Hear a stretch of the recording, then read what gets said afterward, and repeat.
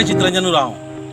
मैं आज प्रत्येक सप्ताह की तरह आज ये सप्ताह भी मुड़मा गांव के सरना स्थान और ये स्थान में आए हुए हमारे मातृत्व शक्ति महिलाएं और पुरुष शक्ति बहुत ही उत्साह और उमंग के साथ में आए हुए हैं और आके ये बताने का प्रयास कर रहे हैं कि हमारे समाज में किस तरह से संगठित हो, किस तरह से एकत्रित हो, किस तरह से व्यवस्थित हो। मतलब कहने का मतलब अच्छाई और बुराई, अच्छे लोग भी हैं और बुरे लोग भी हैं। तो हम अच्छाई और बुराई दोनों से ऊपर उठ के कैसे समाज का हम अच्छा काम कर सकते हैं। आज हमारे समाज में देखिए, कोई कह रहा है कि हम 10 साल से सेवा कर रहे हैं, कोई बोल रहा है 20 साल से सेवा कर रहा है, कोई बोल रहा है मतलब पूरा उम्र निकल गया, लेकिन फिर भी हमारे समाज में संगठित और व्यवस्थित क्यों नहीं हो रहा है। इसका कुछ न कुछ मूल तत्व है। वो मूल तत्व को हम लोग छूने का प्रयास नहीं कर रहे हैं। तो ये आज इस मुड़मा गांव से बार बार ये कहा जा रहा है कि हम लोग दोनों अच्छाई और बुराई दोनों से ऊपर उठ के सबको समझते हुए एक अच्छा दिशा निर्देश करते हुए एक सुंदर सा काम करने के लिए आगे बढ़ेंगे। तो इस गांव के जो अगुआ घिनू राव है, मैं उनसे थोड़ा सा बात करना चाहूँगा कि इस प्रकार की इस गांव को अगुवाई और नेतृत्व करना चाहिए। घिनू राव। जय धर्मेश।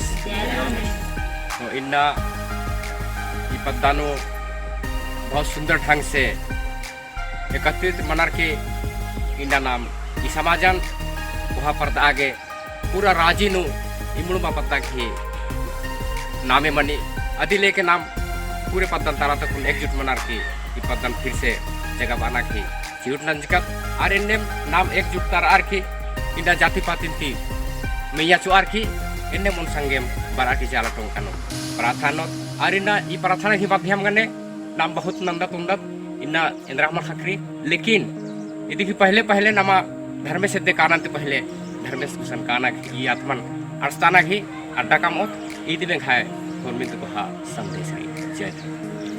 तो ये इस गांव के अगुवाकर्ता घिनू राव जी बता रहे हैं कि हम लोग किस प्रकार से आगे बढ़ना चाहिए। ये गांव के लिए बहुत कुछ किए हुए हैं और बहुत कुछ कर रहे हैं, लेकिन कभी होता है कभी नहीं होता है, कभी होता है कभी नहीं होता है। तो कहीं न कहीं कुछ त्रुटियां हैं, कुछ कमजोरियां हैं। इस कमजोरियों को हम लोग दूर करके आज हम लोग बहुत सुंदर तरह से यहाँ पर आए हुए हैं और आ रहे हैं। और अंदर से आदमी के अंदर जो प्रेरणा है, वो प्रेरणा की वजह से यहाँ से जुटता होने के बाद में अच्छा काम करने के लिए जा रहे हैं। तो यहाँ भी देखिए एक सुंदर सा भजन के द्वारा आगे की मैं दिखाना चाहूँगा।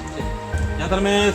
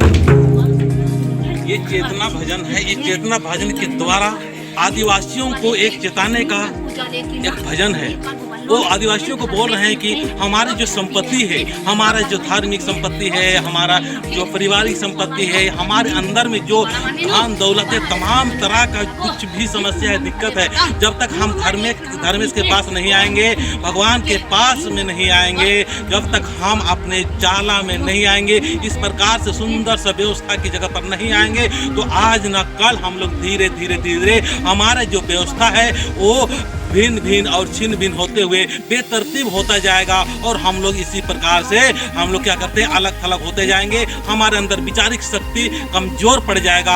हम क्या हो जाएंगे, एक मजबूत मानसिक स्थिति के साथ में नहीं आएंगे और हम मजबूरी के साथ में जीते रहेंगे। तो मजबूरी से ऊपर उठने के लिए हमको अपने मन को मजबूत करके आगे आना होगा। ये आदिवासियों को ये चेतना भजन के द्वारा बताने का प्रयास कर रहे हैं। तो मैं इतना ही चाहूँगा कि ये वीडियो आपको अच्छा लग रहा है तो जरूर सब्सक्राइब करें और अपने पूरा आदिवासियों में दिखाएं कि यहाँ पर किस प्रकार के काम हो रहे हैं, किस प्रकार के यहाँ पर बिनती भजन किया जा रहा है। यहाँ उत्साह और उमंग के साथ में आज का दिन में एक सोच रहा है कि बृहस्पतिवार के दिन में बहुत सारे काम होते हुए भी, धान का कटाई होते हुए भी, धान धुन सारे काम को छोड़कर आज यहाँ पर हमारे मातृ शक्ति उत्साह और उमंग के साथ में आए हुए हैं। ये बहुत बड़ा, मैं इनके चाहूँगा कि बहुत बहुत धर्मेश इनको बरकत दे और बढ़ोतरी दे और इनके बाल बच्चा बहुत सुंदर हो। मैं इन्हीं शब्दों के साथ अपना बातों को समाप्त करता हूँ। जय धर्मेश।